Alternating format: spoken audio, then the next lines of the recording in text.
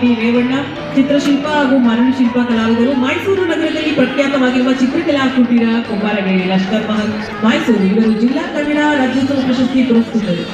ಮೈಸೂರು ಅರಮನೆ ಆವರಣದಲ್ಲಿ ನಡೆಯುತ್ತಿರುವ 2025ರ ಫಲಪುಷ್ಪ ಪ್ರದರ್ಶನದಲ್ಲಿ ಪ್ರಪ್ರಥಮವಾಗಿ ಶ್ರೀ ಶೃಂಗೇರಿ ಶಾರದಾಂಬೆ ಮರಳುಶಿಲ್ಪವನ್ನು ನಿರ್ಮಿಸಿದ್ದು ಎಲ್ಲರ ಗಮನ ಸೆಳೆದಿದೆ. ಗೊಂಬೆಗಳ ತಯಾರಿಕೆಯನ್ನು ಬಾಲ್ಯದಿಂದಲೂ ತನ್ನದೇ ಆದ ಶೈಲಿಯಲ್ಲಿ ಗೊಂಬೆಗಳನ್ನು ಹಾಗೂ ಗಣಪತಿಗಳನ್ನ ತಯಾರಿಸುತ್ತಾ ಬಂದಿದ್ದಾರೆ. ದಸರಾ ಉತ್ಸವ ಗೊಂಬೆಗಳು ಎಲ್ಲರ ಗಮನ ಸೆಳೆದಿದೆ ಹಾಗೂ ದೇಶ ವಿದೇಶಗಳಿಗೂ ಕೂಡ ಗೊಂಬೆಗಳು ರಫ್ತಾಗಿವೆ. ಪ್ರಕಾಶ ಎಲ್ಲ